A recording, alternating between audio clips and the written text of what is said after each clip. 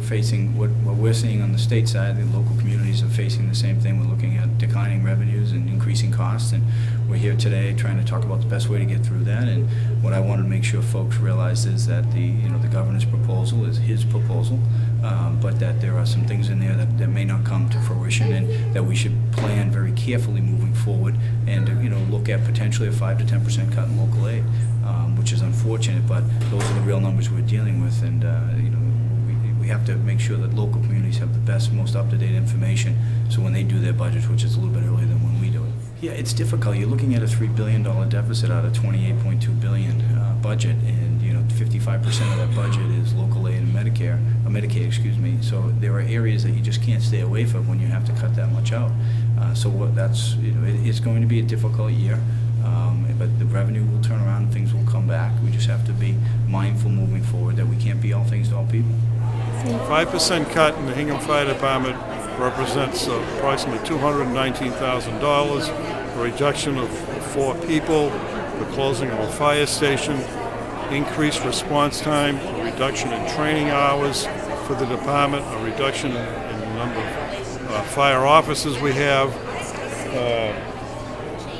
reduction in public education, increased response times, significantly increased response times if we close a fire station, which we will at 5%, and less availability of apparatus to handle calls. How much longer do you think that call time response might be? The increased response time could be anywhere from 3 to 6 minutes. Increased response time in some parts of the community. Well, as the budget stands now, the projected cut is $3 million. The school committee made a proposal today that could lessen that to about $500,000. But at $3 million, it would be 40.4 full-time equivalents. 33 of those would be faculty positions, and the others would be support positions. The elementary level, that would bring our class size to more than 65% of our classes being at 24 or higher. And at the secondary level, it would be a larger number of class sizes, over 25, and some loss of program electives, courses, and possibly entire departments.